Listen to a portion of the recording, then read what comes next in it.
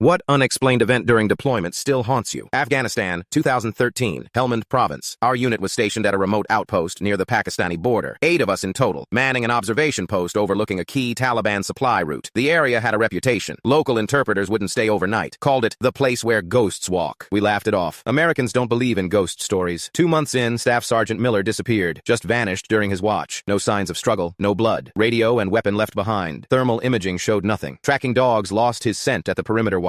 Command launched a massive search operation. 3 days, helicopters, drones, ground teams, nothing. They classified it as Dust One. Duty status, whereabouts unknown. Assumed he'd been captured by enemy forces. A week later, our communications specialist, Rodriguez, started acting strange. Wouldn't sleep. Said he could hear Miller's voice over the radio. Static and whispers. None of us heard it. Then Rodriguez's journal appeared on my bunk. Pages filled with the same phrase repeated thousands of times. They're in the mountains. They're in the mountains. They're in the mountains. His handwriting, but he denied writing it. Said someone else was using his hand while he slept. The CO wanted to medevac him for psychiatric evaluation, but we were snowed in. Heavy storms had made helicopter operations impossible. We were isolated. Just the 7 of us now. That night, the temperature dropped to 15 below. I woke to footsteps on the roof. Heavy boots. Military cadence. Pacing back and forth. Martinez on guard duty saw them too. Boots appearing in the fresh snow. No body. Just boots. Walking by themselves. Leaving perfect footprints. We woke everyone. Checked the roof. Found footprints matching Miller's boot size. Appearing from nowhere. Disappearing at the edge. The next morning they were gone. Snow had covered them. Martinez questioned his own memory, but I knew what we'd seen. Command radioed that they were sending a replacement team. Weather clearing in 48 hours. Just hold tight. That evening, our generator failed. Plunged the outpost into darkness. While trying to fix it, I found a journal page torn from Rodriguez's book, stuffed inside the fuel filter. Impossible to reach without disassembling the machine. They're in the mountains. They're watching us. We decided to maintain 24-hour buddy system. No one alone. Ever. 2 days stretched to 4. Storms kept rescue teams grounded. Food ran low. Sleep became impossible. The radio crackled to life at 0300 on the final night. Miller's voice, clear as day. I can see the outpost. Coming home. Open the east gate. Our CO ordered the gate kept closed. No thermal signatures outside. Nothing on night vision. The knocking started at dawn. Soft at first. Then violent pounding. All around the outpost. Walls, doors, roof. Like dozens of fists demanding entry. The replacement team arrived at 0900. Found us huddled in the center of the outpost. Weapons pointed outward. No one had opened the doors. They found no evidence of anyone approaching the outpost. No footprints in the snow. No sign of Miller. 3 weeks later, Rodriguez walked off base in Kandahar. Vanished just like Miller. His belongings shipped home. Among them, the journal, now completely blank. Every page wiped clean. Command officially labeled both incidents as AWOL, despite our statements. Said combat stress created mass hallucination. I requested transfer immediately. Left Afghanistan a month later. 7 years later, I got a package. No return address. Inside, a single page torn from a journal. They're still in the mountains. Miller's handwriting, postmarked from a town that doesn't exist. Sometimes I wake at night hearing boots on my roof. Military cadence, perfect rhythm, always stopping at the edge.